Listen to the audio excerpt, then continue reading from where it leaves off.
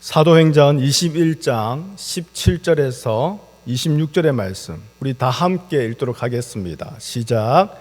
예루살렘에 이르니 형제들이 우리를 기꺼이 영접하거늘 그 이튿날 바울이 우리와 함께 야고보에게로 들어가니 장로들도 다 있더라.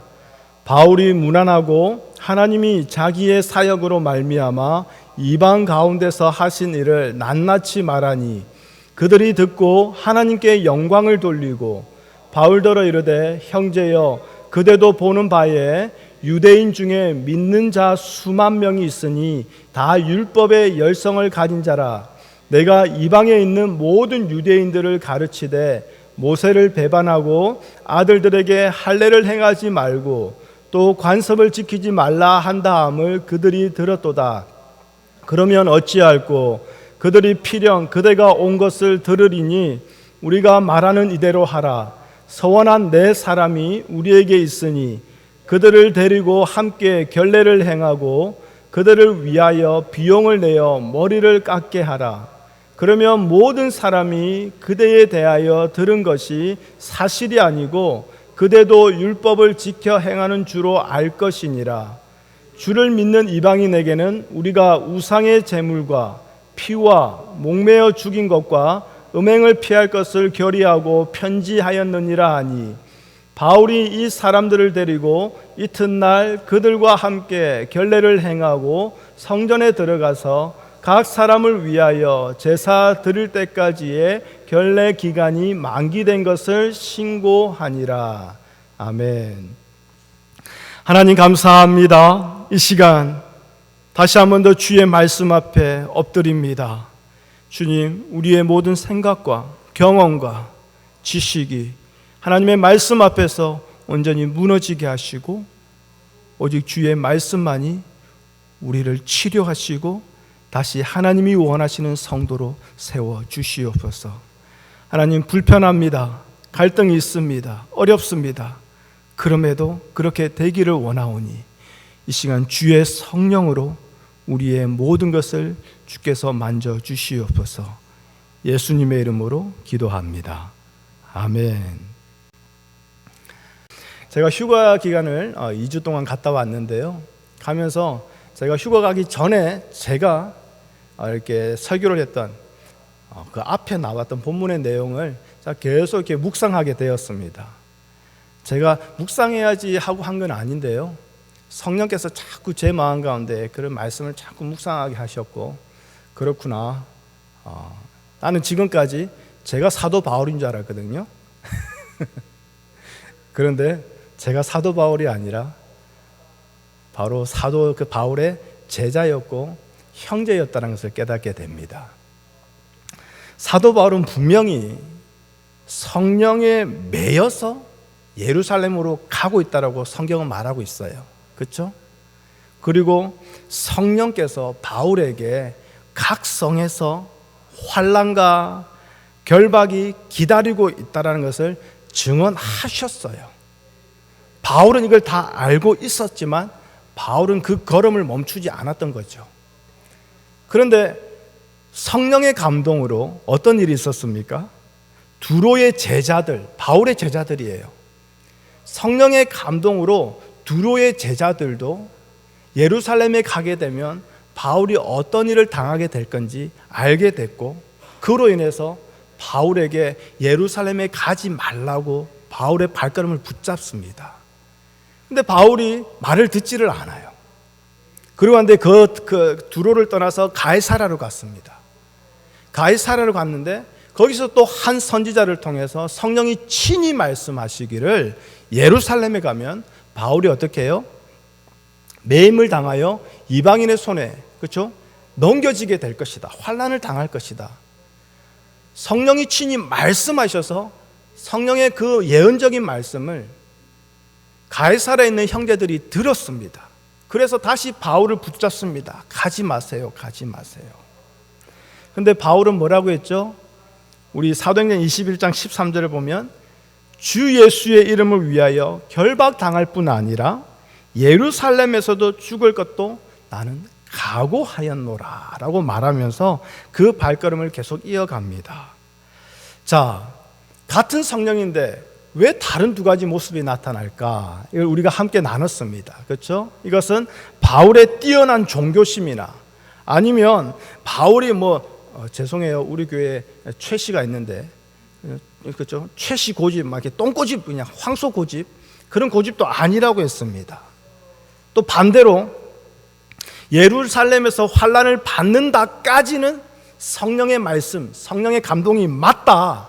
그런데 그 감동, 그 말씀을 받은 제자들과 형제들이 어떻게 해요? 바울을 아끼는 인간적인 마음으로 그 말씀을 자기들이 해석하고 그래서 바울에게 가지 말라라고 그렇게 적용한 것이다.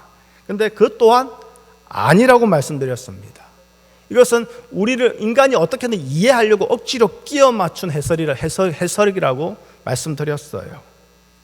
바울에게 역사하신 성령, 제자들과 형제들에게 감동하시고 말씀하신 성령, 이것은 다른 성령이거나 아니면 한 성령이지만 그때그때 따라서 뜻이 변했다는 것도 아니라고 말씀드렸습니다. 바울의 제자고 바울과 같이 형제라면 무슨 말입니까? 바울과 같이 예수 그리스도 한 분을 머리로 삼아 한 지체된 자들, 바울의 제자라면 당시 제자는 스승의 그 지식만을 배우는 자가 아니라 스승의 삶을 그대로 살아가게 되는 자들이거든요.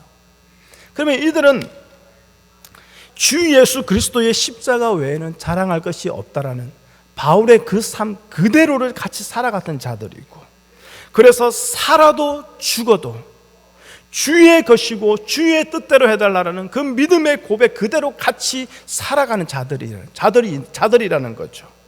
그런데 막상 주 예수 그리스도의 복음으로 인해서 내가 손해볼 것 같고 내가 다칠 것 같고 내가 매임을 당할 것 같고 내가 위험해질 것 같으니 지금까지는 입술로는 그렇게 예수 고백했지만 결국은 나의 안전을 택하고 나의 유익을 택하고 결국 나를 선택하는 그들의 믿음 없음을 어떻게 해요? 여전히 예루살렘으로 향하는 바울의 발걸음을 통해서 성령께서는 드러내시는 것이었죠. 이것이 성령의 감동이고 성령의 말씀이었다라는 거죠. 즉 주 예수 그리스도가 너의 모든 소유보다, 너의 모든 자녀보다, 너의 자존심보다, 너의 지식과 상식보다, 그리고 네 목숨보다, 네 존재보다 더 귀하냐고, 귀한 것이냐고 물어보신 것이 바로 성령의 감동이요 성령의 말씀이었다라는 거죠. 그리고 하나님은 성령의 감동과 말씀하심으로써 주 예수 그리스도의 복음의 능력이 무엇인가를 보여주는 거예요. 그것이 무엇입니까?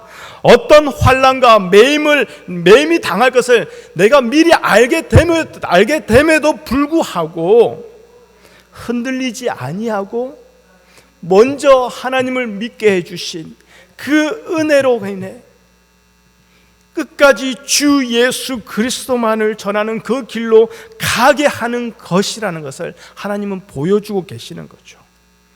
그리고 이러한 우리의 모습을 통해서 평소 옆에 있던 함께 신앙생활하며 함께 교회에서 예배드려서 그래서 맨날 예수 십자가 그렇게 얘기하던 그 주변의 지체들의 그 믿음 없음 무엇입니까? 교회에서 함께 분위기 휩싸여서 함께 예배할 때는 몰랐는데 매주 매일매일 살아갈 때마다 택하는 것은 예수가 아니요 십자가가 아니요 내가 되어버리는 그 지체들의 믿음 없음을 드러내시고, 그래서 그들을 결국 하나님 앞에서 상하고 애통하는 마음으로 다시 엎드리게 하셔서 결국 성령의 감동으로 복음만이 증거되어지고 높아지는 십자가의 길로 가게 하시도록 이끌어 가시는 것, 이게 바로 성령의 감동이라고 말씀드렸습니다.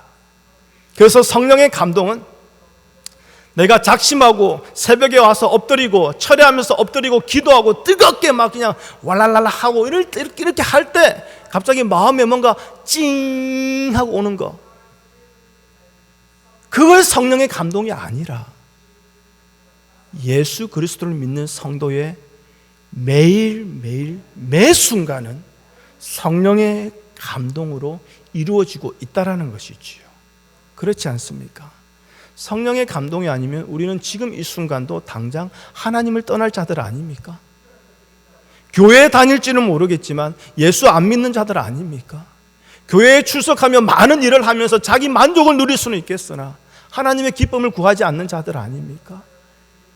이게 바로 우리 성도라는 거예요. 그래서 성령의 감동으로 매 순간을 살아갈 수밖에 없는 자가 바로 우리에게 부어진 하나님의 은혜요 감사인 것이지요. 자, 이런 일들이 오늘 읽은 우리가 본문 바로 앞에 있었던 일입니다. 자, 이 일 후에 사도 바울이 드디어 예루살렘에 도착했습니다. 자, 그렇다면요, 지금 앞뒤 이야기가 전개되는 그런 상황을 본다면 예루살렘에 도착했을 때는 어떤 일이 있어야 될까요? 바로 바울이 매임을 당해야겠지요. 환난을 당해야겠지요. 그런데 그런 매임과 환난, 심지어 죽음의 그 위협 앞에서도 바울은 어떻게 해야 됩니까? 담대하게 주 예수 그리스도만을 외쳐야 하는 것이 지금 흘러가는 정황상 맞는 얘기 아닙니까? 그런데요, 참 어처구니 없는 일이 일어났어요. 바로 예루살렘에 갔더니 율법의 열성을 가진 유대인 출신 성도들이요, 수만 명이 있다라는 거예요. 그런데 그들 안에 어떤 소문이 퍼졌느냐? 그들이 정말 소중히 여기는 모세, 할례, 그리고 율법의 많은 관습들을 바울이 어떻게 해요? 배반하고 지키지 말라라고 했다라는 소문이 이미 그들 안에 다 파다하게 다 퍼져버렸다라는 거예요. 이에 사도 야고보와 장로들이 오해를 풀기 위해서 마침 서원한 네 사람이 있는데 자, 이 네 사람을 데리고 함께 가서 네가 율법의 결례대로 행하고 그래서 그 모든 오해를 풀자라고 충고를 합니다. 자, 지금까지 사도 바울의 말과 행동을 본다면 어떻게 해야 되는 게 맞습니까? 하하, 무슨 소리 하십니까? 딱 이래야 되는 거 아닙니까? 나는 하나님의 은혜의 복음을 증언하는 일에는 나의 생명조차 조금도 귀한 것으로 여기지 아니하기로 작정했는데 어찌 나에게 감히 그것과 타협해라고 합니까? 내가 설령 오해를 받고 억울하게 죽을지언정 절대 주 예수 그리스도의 복음은 그들의 율법과 타협하지 않겠습니다. 차라리 날 죽이십시오. 이렇게 해줘야 되는 게 맞는 거 아닙니까? 이렇게 흘러가야 일사가고 주기철 목사님처럼, 그렇죠? 오늘날 우리에게 많은 신앙의 본이 되면서 도전이 되는 정말 아름다운 엔딩으로 끝나는 거 아닙니까? 그런데 바울은 어떻습니까? 야고보와 장로들의 충고대로 그 서원한 네 사람을 데리고 가서 율법의 모든 관례대로 다 행합니다.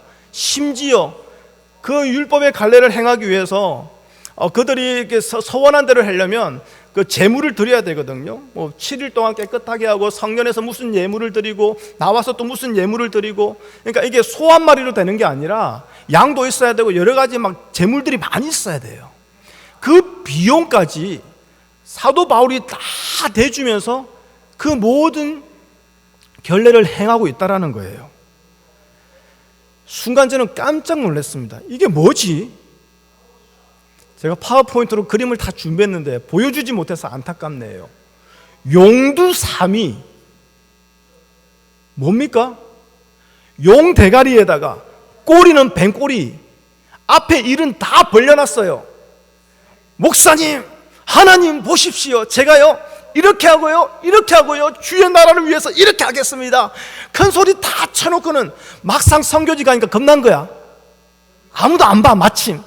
그러니까 선교지 가가지고 대충 타협하면서 아유, 그래도 어떻게든 안전하게 잘 마치고 돌아가야 교회에 덕이 되고 많은 사람들이 시험에 안 들지 하면서 대충 그렇게 하다가 돌아가, 마치 그런 모습처럼 보이지 않으세요?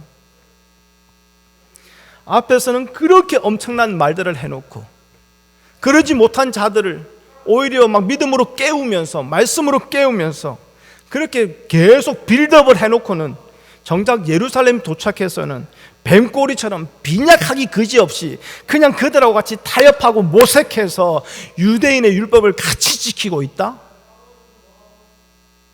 이거 너무 이상하지 않습니까? 그러니까 저뿐만 아니라 우리 모두가 당황스러운 것이지요. 이게 뭐야?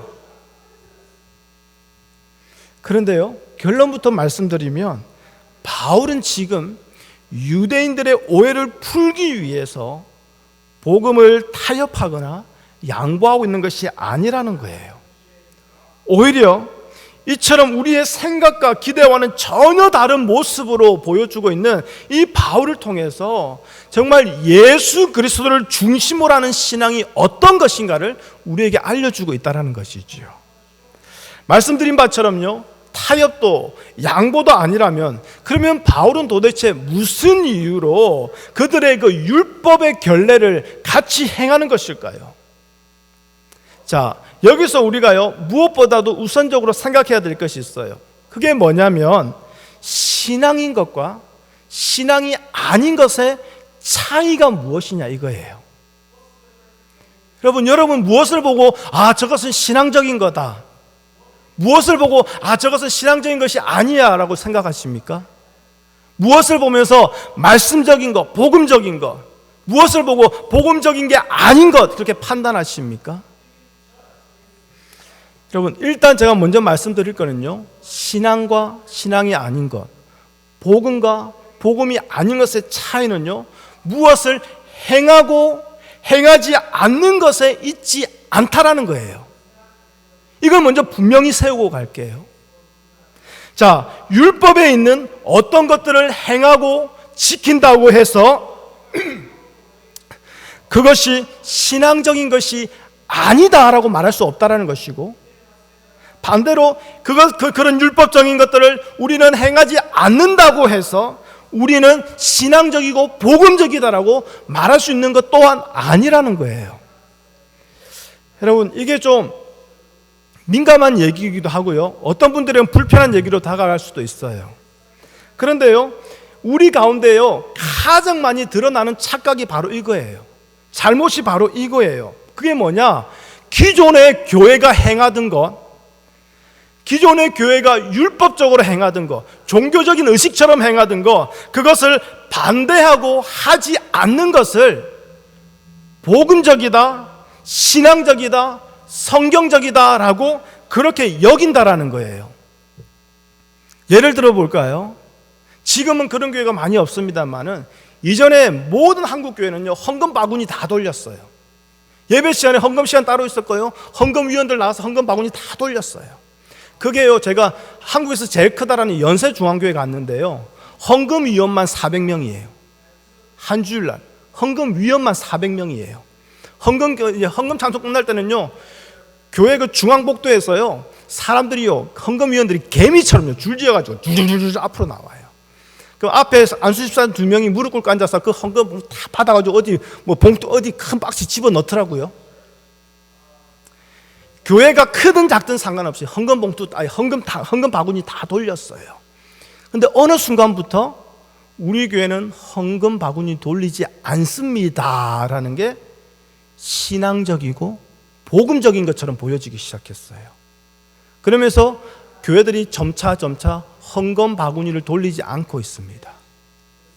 그러면서 헌금 바구니 돌리는 교회 가보면 이 교회 아직도 좀 율법적이네, 옛날 전통으로 따라가면서 요즘 추세를 모르네, 이런 판단이 우리 안에 올라오죠. 다른 거 어떤 거 있을까요? 우리 교회에는 주보에 11조 하신 분, 감사헌금 하신 분, 선교 헌금 하신 분 이름을 올리지 않는 것. 왜냐하면 이전에는 다 올렸거든요, 주보에다가. 그렇죠? 그리고 감사 그 제목도 다 올렸어요. 근데 그걸 올리지 않는 것이 이제는 복음적이고 말씀적인 교회로 보여지게 되었습니다. 우리 침례교회 특징이 있어요. 우리 침례교회 특징 뭡니까? 사도신경을 예배 시간에 외우지 않는다라는 거예요. 그래서 침례교회에서 아주 골수 침례교 성도들은요, 예배 시간에 사도신경 외우면 큰일 나는 줄 알아요. 이단되는 줄 알아요. 여러분, 침례교가 왜 사도신경을 안 외우는지 아십니까? 사도신경의 모든 내용을 다 인정합니다. 다 맞다고 다 따릅니다. 그런데 사도신경같이 그런 신조들이 생겨난 이유가 뭐냐? 이전에는 성경이 많지가 않았어요. 성경이 있더라도 다 어떻게 해요? 라틴어로 되어 있어서 일반 성도들이 성경을 가지고 있어도 성경을 읽을 수가 없었어요. 전혀 모르는 단어니까. 그래서 교회에 가서 말 그대로 목사님들이 아니면 사제들이 그냥 읽어주고 해석해 주는 대로 다 받아들일 수밖에 없었던 거예요. 그러니 이단이 공격해 들어오면 성도들이 아무것도 모르고 다 끌려가는 거예요. 그래서 교회를 지키고 성도들의 신앙을 지키기 위해서 성경의 내용을 어떻게 해요? 압축해서 만든 게 사도신경이에요. 전능하사 천지를 만드신 하나님 아버지를 내가 믿사오며 하나님 아버지가 누군지를 먼저 선포하는 거죠. 그 외아들 주 예수 그리스도를 그런 게 다 나아가지 않습니까? 성경의 내용이 이것입니다. 이것이 기준입니다. 이것에 맞지 아니하고 다른 것을 한다면 그것은 우리가 이단으로 조심해야 됩니다. 그를 위해서 만들어진 게 사도신경 신조예요. 근데 어느 순간 이것들이요, 예배 안에서 외워지고 함께 모든 성도들이 고백되어지면서 사도신경이 어느 순간 말씀보다 더 권위를 가지게 돼버린 거예요. 한국교회에서 사도신경 안 하는 장로교회 한 가보십시오. 바로 이단십이 들어갑니다. 하나님의 말씀을 읽지는 않아도 사도신경은 해야 돼요. 그래서 침례교회에서 이걸 조심하기를 원했던 거예요. 하나님의 말씀의 절대적인 권위, 하나님의 말씀만이 유일한 권위요 완전한 권위를 지키기 위해서 침례교회에서는 처음에 의도적으로 사도신경, 어떤 신조들을 예배 시간에 외우지 않았어요. 그것을 의심하거나 인정 안 한다는 게 아니에요. 오직 하나님의 말씀의 권위만을 세우기 위해서 침례교회에서는 사도신경을 예배 시간에 공식적으로 외우질 않아요. 그런데 필요하고 원하면 외울 수 있습니다. 함께 예배 시간에 그렇게 믿음으로 고백할 수 있습니다. 그런데 어느 순간 침례교회에서도 무엇입니까? 사도신경을 하지 않는 것, 이게 우리는 more like 성경적이고 more like 복음적이고 more like 하나님의 교회다운 모습이다라고 그렇게 우리는 판단하고 있는 거죠. 여러분, 결국 똑같습니다. 하든 하지 아니하든 결국 기존의 교회와는 반대되는 또 다른 교회를 내 속에 내가 세워놓고 있는 거죠. 그렇지 않습니까? 제가 참 이 파워포인트 준비 다 했는데 오늘 하나도 못 보여주네. 너무 안타깝네. 왜냐하면 우리 교회의 역사를 보면 수도원의 역사가 나와요. 보통 이제 수도원의 처음 시작을 우리는 침례 요한이라고 말하죠. 광야에서 그렇죠? 외치면서 그렇게 살았던 침례 요한. 그리고 난 뒤에 한 200몇 년경 사도 요한의 그 가르침을 그대로 이어받은 어떤 한 또 수도사가 나와요. 그 수도사가 정말 광야에서요 동굴 속에서 살았어요. 그런데 그 수도사의 가르침을 받기를 원하는 사람 또 많은 수도자들이 몰려듭니다. 그러면서 이들이 어디에 사느냐? 광야에 무너진 천막이라든지 건물이라든지 어느 누구도 살지 아니하는 그런 곳에서 살아가게 돼요. 그러다 보니까 더 많은 사람들이 모여요. 그러다 보니까 수도사들이 모여서 건물을 짓게 돼요.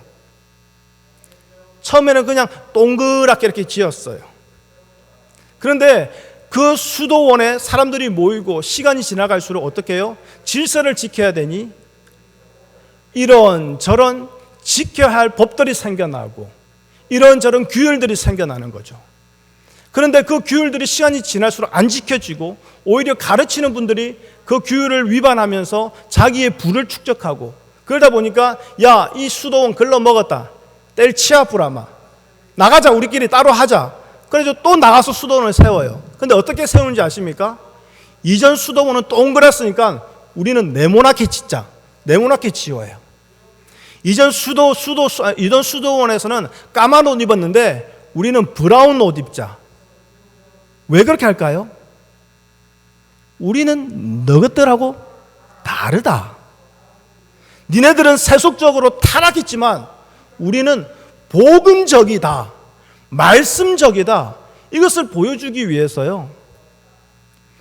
2000년의 그 수도원 역사를 보면요, 거의 every 세기마다 건물이 변하고요, 사람들의 옷이 변하고요, 사람들의 머리도 변하고요, 남녀 구성원도 다 변해요.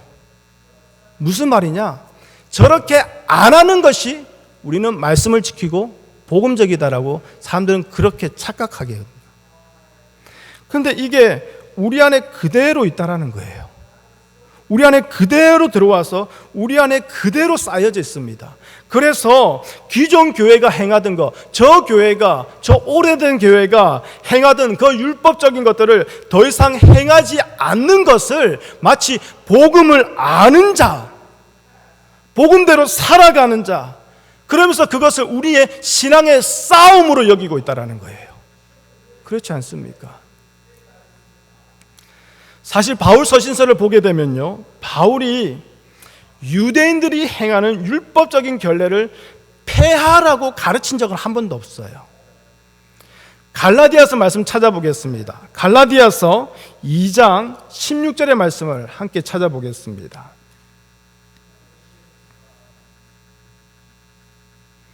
갈라디아서 2장 16절.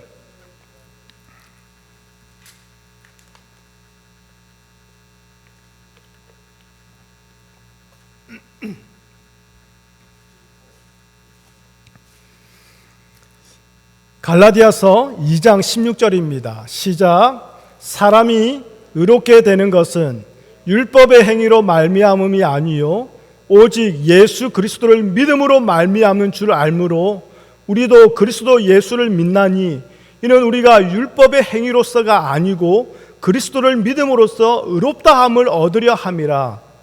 율법의 행위로서는 의롭다함을 얻을 육체가 없느니라. 자, 바울은요, 다만 율법으로 구원을 얻는 것이 아니라 믿음으로 얻어지는 것이다, 그걸 말하고 있지 않습니까? 율법의 행위를 다 폐하는 것, 그것이 신앙이요, 그것으로서 구원 얻은 자답게 복음으로 살아가는 증거가 되는 것이다라고 가르친 바가 없다라는 거예요. 예수님도 마찬가지입니다.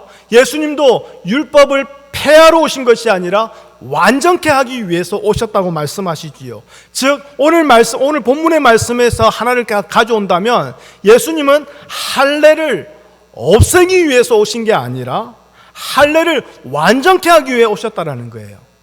그게 무슨 말입니까? 할례를 없애는 것이 목적이 아니라 할례의 의미가 무엇인지 그것을 완전하게 하기 위해서 오셨다라는 거예요. 하나님은요, 구약 성경에서부터 이미 육체의 할례가 아니라 마음의 할례를 원하셨던 분이세요. 예레미야에서 가보십시오. 하나님이 이스라엘 백성들을 보면서 탄식합니다. 왜요? 마음의 할례를 받지 아니하는구나. 그게 하나님의 마음이었어요. 우리 성경을 다시 한번 더 찾아볼게요. 골로새서 2장 11절입니다. 골로새서 2장 11절 말씀.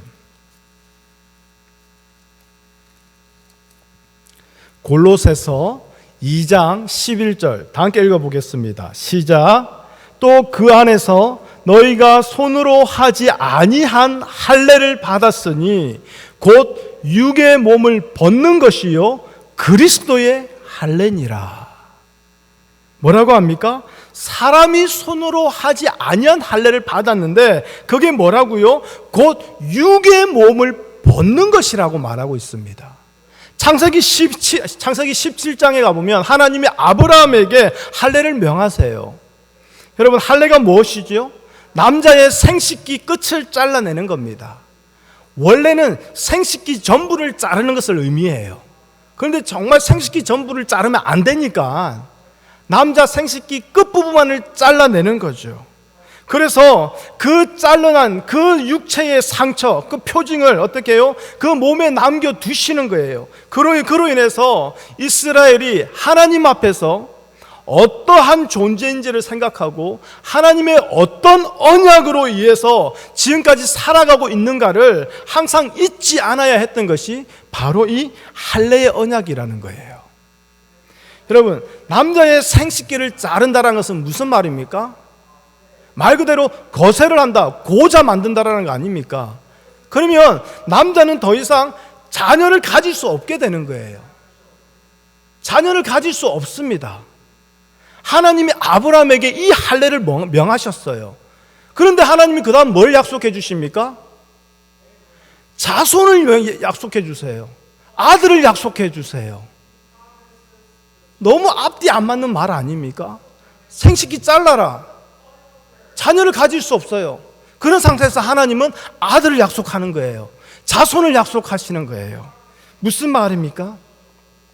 아브라함의 힘과 능력으로, 아브라함의 조건으로 이어지는 자손, 그 언약이 아니라는 거예요.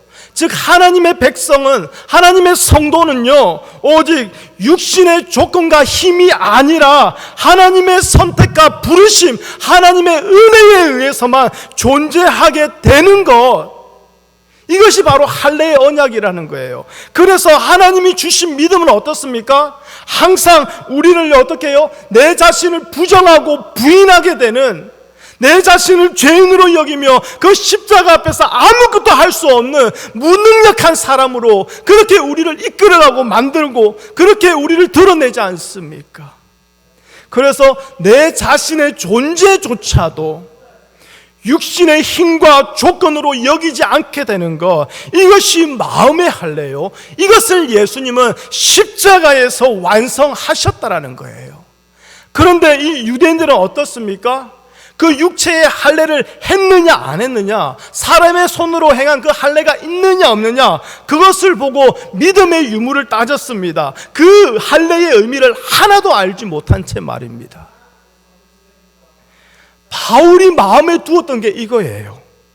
율법적인 그 모든 결례를 없애는 것이 목적이 아니요, 없애는 것이 복음적인 것이 아니요, 율법적인 그 결례의 의미를 아는 것. 그래서 너희들이 그대로 그 율법을 행하며 살아갈 수 있어. 그래도 괜찮아. 그런데 그 율법을 행함으로 인해서 그 안에 하나님이 담아 놓으신 예수 그리스도를 보아야 돼. 예수님을 만나야 돼. 예수님을 만나야 돼. 사도 바울의 마음은 이거예요. 이 바울의 마음이 잘 나타난 것이 바로 고린도전서 9장에 있습니다. 우리 고린도전서 9장으로 가보겠습니다. 고린도전서 9장 19절부터 21절입니다. 고린도전서 9장 19절에서 21절입니다. 말씀이 좀 길지만 우리 천천히 또박또박 다 함께 읽어보도록 하겠습니다. 고린도전서 9장 19절에서 21절 시작. 내가 모든 사람에게서 자유로우나 스스로 모든 사람에게 종이 된 것은 더 많은 사람을 얻고자 함이라.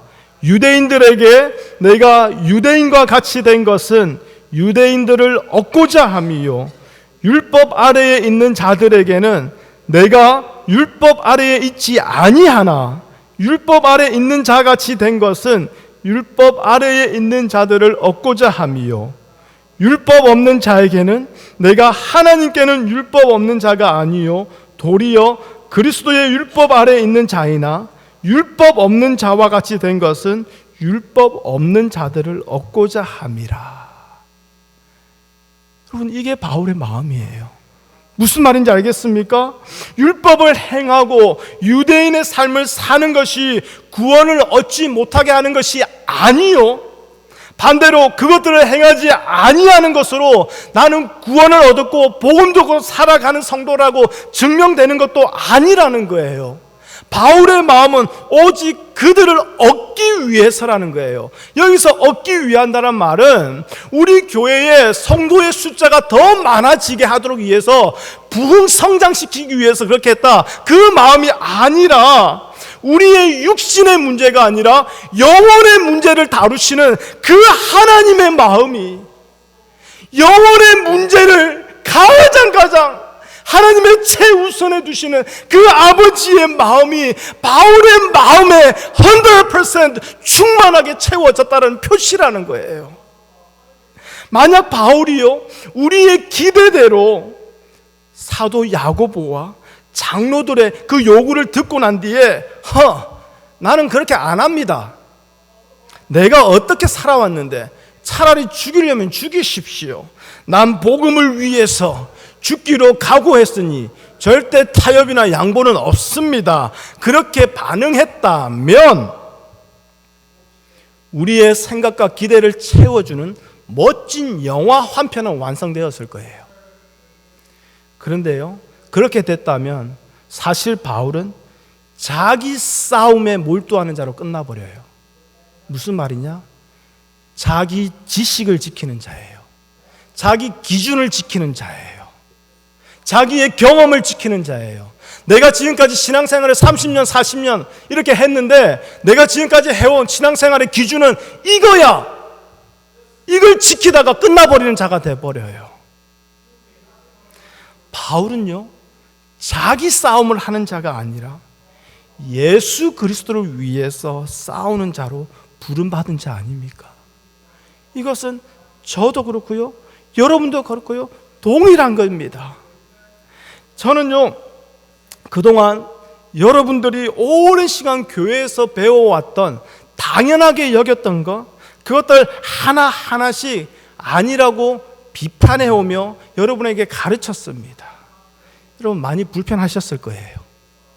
지금까지 10년, 20년, 30년 이렇게 신앙생활 해왔고 그렇게 하면 맞는 줄 알았는데 갑자기 어디서 듣도 보지도 못한 젊은 목사가 와가지고는 아니라고 가르치니 죄송해요. 어떤 한 장로님 그렇게 표현하더라고요. 저 빨갱이도 아니고 좌파도 아니고 교회는 우파인데 이러면서 그런 어떤 마음까지는 뭐 들지는 않으셨겠으나 여러분 많이 불편하셨을 거예요. 여러분, 제가요 그렇게 했던 것은 그러한 제도나 그러한 종교적인 의식, 그런 것을 폐하여서 지키지 아니하여서, 그래서 우리 교회는 복음적인 교회라는 것을 증명하기 위해서가 아니었습니다. 예수 그리스도의 십자가의 완전한 은혜와 사랑을 믿기보다는 자꾸 우리 인간의 행함이, 인간의 어떤 종교적인 열심이 자꾸 예수 그리스도 십자가의 은혜에 자꾸 들어가면서 예수님의 그 완전한 사랑을 믿지 못하고 예수님의 완전한 은혜를 받아들이지 못하고 그것으로 불안해하면서 내가 행한 것이 있을 때에 그때 안심하고 만족하는 이상한 복음을 붙들고 있는 그 모든 악한 것들을 저는 없어지기를 원했던 거예요. 오직 예수 그리스도 십자가 한 분이면, 십자가면 충분합니다. 예수 그리스도의 그 보혈이면 충분합니다. 예수님의 은혜면 우리는 충분합니다. 저는 오직 예수님만을 세워지기 원했고 예수님의 은혜만이 높아지기를 원했고 예수님의 십자가의 공로만이 우리 신앙의 전부요 완전한 것이 되어지기를 원했을 뿐이었어요. 그래서 저는 그렇게 가르쳤던 것이지, 우리 교회에서 자꾸 전통적인 무언가를 없애고 종교적인 무언가를 없애서 우리는 그걸 지키지 아니함으로 말미암아 우리 교회는 복음적인 교회, 이걸 내세우기 위함이 아니었다라는 거예요. 여러분 이제는 제 마음 아실 거예요. 여러분 이제는 제 생각 아실 거예요. 그렇지 않습니까? 여러분, 바울은요 자신에 대한 오해로 인해서 예수 그리스도의 복음이 증거되는 데는 조금 더 방해가 되지 않기를 바랬던 것뿐이에요. 그것이 오늘 우리가 읽은 사도행전 21장 19절 이 본문에 너무 명확하게 잘 나와 있습니다. 우리 함께 볼까요? 사도행전 21장 19절 다시 보면요, 이렇게 말합니다. 하나님이, 그렇죠? 하나님이 자기의 사역으로 말미암아 이방 가운데서 하신 일을 낱낱이 말하니. 자, 바울은요 지금 제3차 전도 여행을 마치고 돌아온 거예요. 근데 제3차 전도 여행만 약 6년의 시간이 흘렀어요. 여러분, 우리는요 밖에 전도 한 번 하러 나갔다 와도요, 갔다 오면요 이것저것 할 말 많지 않습니까? 선교 갔다 와도요 할 말 얼마나 많지 않습니까? 그런데 6년을 사역을 하고 돌아왔어요. 그러고 난 뒤에 바울이 이 기간 동안 있었던 모든 일들을 낱낱이 다 얘기하는데, 그 모든 일들의 주체가 누구십니까? 바로 하나님이.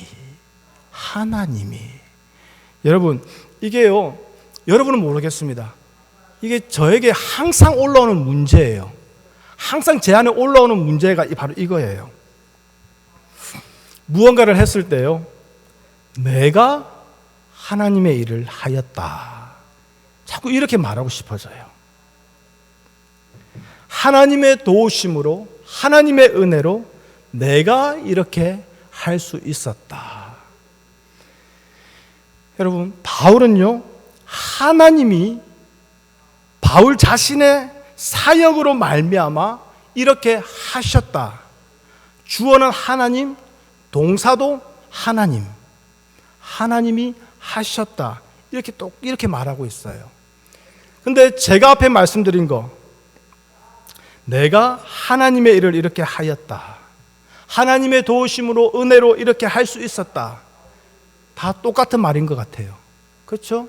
왜 그러냐면 똑같이 사역했어요. 똑같이 봉사했어요. 똑같이 예배 드렸어요. 똑같이 헌금 드렸어요. 똑같이 구제 다 했어요. 똑같이 선교 다 했어요. 둘 다 비슷해요. 그러니 큰 차이가 없어 보입니다. 그런데요, 주체가 다르다라는 거, 이건요 신앙에 있어서 엄청난 차이를 만들어 버립니다. 하나님의 도우심으로, 하나님의 은혜로 기도 열심히 했더니 막 이러면서 여러 가지 말들로 막 그냥 여러 가지 표현들을 갖다 붙이면서 하나님이 하신 것처럼 말하지만 결국은 내가 애썼고 내가 수고했고 내가 헌신했다 말하고 싶은 게 우리의 심정 아닙니까? 우리 안에 올라오는 유혹들 아닙니까? 근데 바울은요, 그 많고 놀라운 모든 일의 주체를 하나님으로 분명하게 내세우고 있습니다. 그러니 그 뒤에 20절 어떤 결과가 나옵니까? 그 이야기를 들은 모든 사람들이 누구에게 영광 돌립니까? 하나님께 영광을 돌리고. 솔직히 저는 섭섭했을 것 같아요. 야, 바울 너도 수고 많았다, 이 말 한마디 해주면 어디 듣나나요? 성경에 그 말 한마디, 그냥 한마디만 들어가면 좀 듣나나요?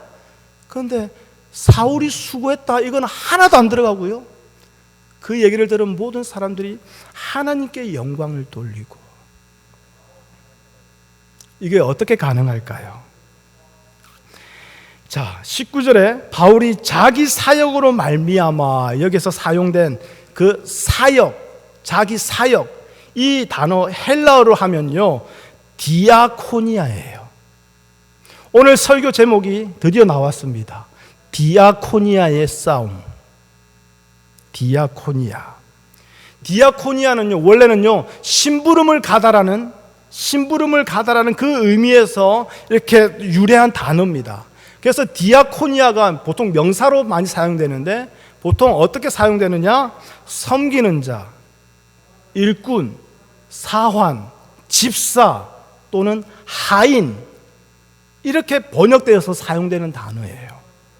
바울은 자신이 행한 일을 말하는 것이 아니라 하나님이 하신 일을 말하고 있습니다.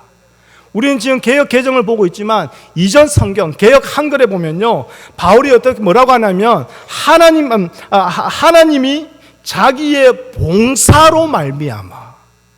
바울은 그냥 봉사했다라는 거예요. 바울의 봉사로, 사역으로 말미암아 일을 이루신 분은 하나님이시라는 걸, 그걸 밝히고 있다라는 거죠. 즉 자신이 한 업적을 말하는 것이 아니라 자신을 보내셔서 행하신 하나님의 일을 말하고 있다는 거예요. 즉 자신이 그 일을 행하여 이루는 자가 아니라 그저 하나님의 선택과 부르심으로 인해서 봉사하는 자의 위치에 있을 뿐, 그 모든 일을 행하고 이루시는 분은 하나님 한 분이라는 거죠. 그래서 자기가 지켜야 할 자기의 사역이 따로 없었던 거예요. 교회에서 사역을 할 때요, 문제가 이거예요.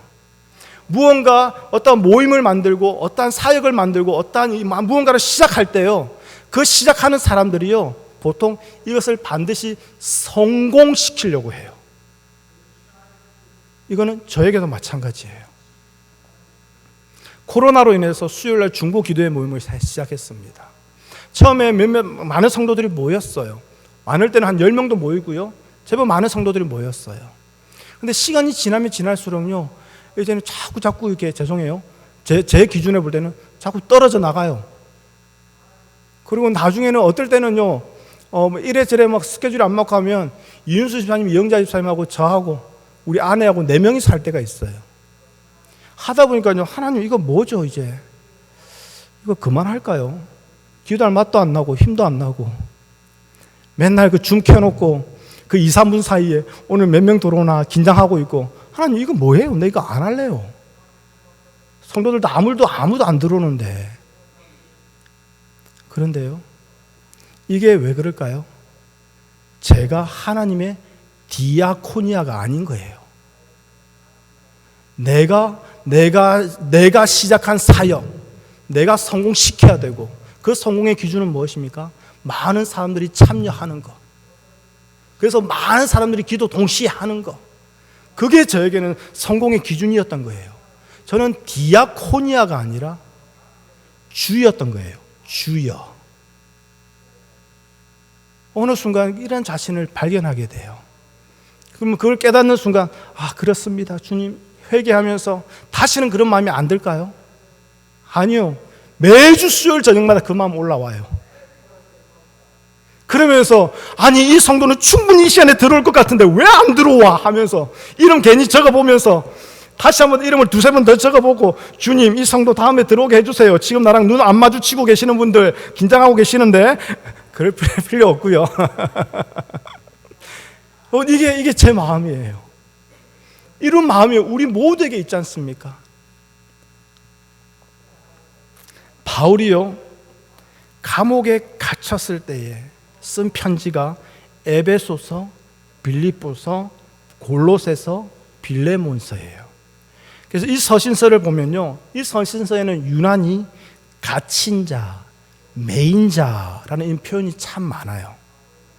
그런데요, 에베소서 4장 1절에 보면요, 바울이 여기서도 갇힌 자라고 말을 하는데요, 가만히 보니까요, 감옥에 갇혔다라고 말하는 게 아니에요. 갇혔는데 어디에 갇혔느냐? 주 안에서 갇힌 내가. 완전한 디아코니아는요, 주님 안에 갇힌 자예요. 그래서요, 빌립보서 3장 12절에 가보면요, 오직 내가 그리스도 예수께 사로잡혔기에. 모든 것은 주님이 하신 일이요, 주님을 위해서 행해진 것이기에 바울은 애를 쓰면서 지켜내야 할 자기 사역이 따로 있지 않았다라는 거예요. 그러니 바울은 매였으나 매이지 아니하는 자유와 기쁨을 누립니다. 얼매였으나 얼매이지 아니하는 자유와 기쁨을 누립니다.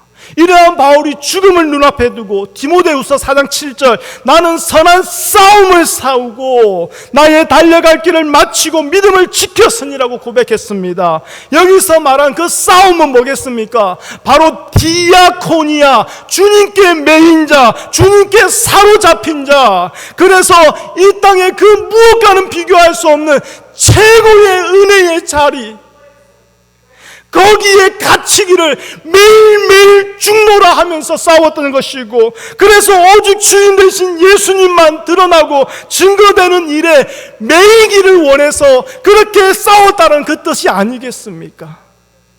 여러분은 누구이십니까? 디아코니아이십니까? 아니면 주인이십니까? 지금 제가 한 40분만 열정적으로 떠들고 나니까 여러분 마음 가운데는 그래, 나는 이제 디아코니아가 되어야지. 그러면서 그래요, 목사님, 저는 이제 디아코니아예요. 이렇게 지금 생각하지 마시고요. 여러분, 지난 일주일 동안 여러분의 삶을 한 번만 되돌아보십시오. 이번 8월 한 달 동안 삶을 한 번만 되돌아보십시오. 2023년 8월달 이제 다 지나갔습니다. 이제 넉 달 남았어요. 2023년 8개월 동안 여러분은 무엇을 위해서 싸워왔습니까? 무엇 때문에 마음이 그렇게 상했습니까? 무엇 때문에 마음이 그렇게 무너졌습니까? 한번 돌아보십시오. 그것이 지금 여러분이 디아코니아인지 아닌지를 말해줄 거예요. 교회에서 삶을 돌아보십시오. 교회에서 무엇 때문에 그렇게 싸웠습니까? 무엇 때문에 마음이 그렇게 불편했습니까? 무엇 때문에 그 성도만 그렇게 인사하기 싫었습니까? 무엇 때문에 그 성도가 앞에 걸어가면 에이, 발걸음 돌리면서 거리를 두면서 나중에 따라가고 그랬습니까? 무엇 때문에요? 여러분, 디아코니아의 싸움이 우리 안에 있었으면 좋겠습니다. 그런데 제가 한 가지 노파심의 말씀을 드려요. 오늘 이렇게 말씀을 드리고 나니까 어떤 성도님들이 이렇게 해석할 수 있어요. 목사님, 제가 오늘 목사님 말씀을 듣고 제가 정말 자유를 얻었습니다. 왜냐하면 제가 전도하고 싶은 형제가 있는데요, 그 형제가 그렇게 술을 마시거든요. 목사님, 제가 이제는 그 술자리에 함께 가서 술을 함께 마시며 그 형제와 같은 처지에 대해서 예수를 전하겠습니다. 목사님, 제 주변에 어떤 권사님이, 어떤 집사님이요, 주일날 아침에 예배 빨리 드리고 골프 치러 가자고 하는데 제가 마음이 불편했는데요, 이제는 제가 자유함을 얻었습니다. 같이 예배 일찍 드리고 이제 골프 치러 가서 예수 전하겠습니다. 그렇게 해석하고 받아들이는 분 없으리라 믿습니다. 여러분, 그건 뭐예요? 자기 좋자고 자기 중심으로 해석하는, 아직 예수님 모르는 분들이에요. 여러분, 그럴 분 없겠지만 그래도 혹시나 해서 제가 노파심에 말씀드리는 거예요. 여러분, 우리 안에 오랜 신앙생활로, 오랜 교회 생활로 나만의 것으로 세워져 있는 나의 신앙적인 지식, 신앙적인 기준, 경험들이 있다라는 거예요. 그런데 이것이 어느 순간 한 영혼을 얻는 것보다 더 중요한 문제가 되어버릴 때가 많다라는 거예요. 그래서 쓸데없는 것으로 싸운다라는 거예요.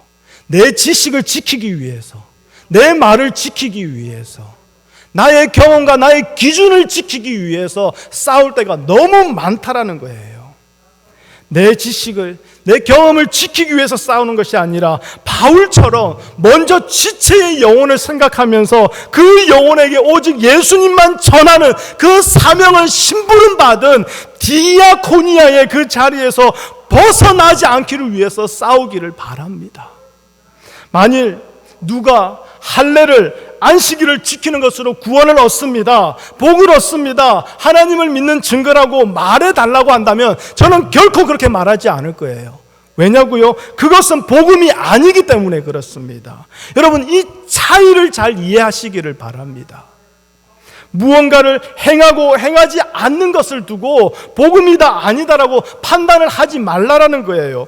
거듭 말씀드리는 것은 내 지식, 내 기준, 내 경험을 세우고 지키기 위한 그 싸움이 아니라 바울처럼 언제라도 디아코니아의 자리를 지키는 그 선한 싸움이 날마다 우리 안에 새롭게 부어주시는 하나님의 은혜로 말미암아 주님 앞에 서는 그날까지 이 싸움은 이어져야 되는 거 아니겠냐, 이 말입니다.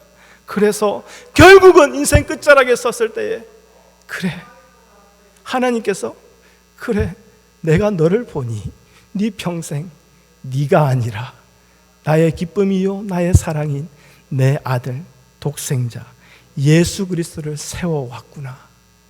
그래서 하나님이 착하고 충성된 종아라고 칭찬하시는 그 칭찬을 우리 모두가 함께 들을 수 있으면 좋겠습니다. 오늘 설교 제목 다시 기억하십시오. 디아코니아의 싸움. 오늘 이 설교가 선포된 이 시간 이후로 우리 한우리 교회 안에 디아코니아의 싸움이 피 터지게 일어났으면 좋겠습니다. 서로 디아코니아로 서로 대접하고 사랑하고 영접해주는 귀한 은혜가 우리 가운데 있기를 바랍니다.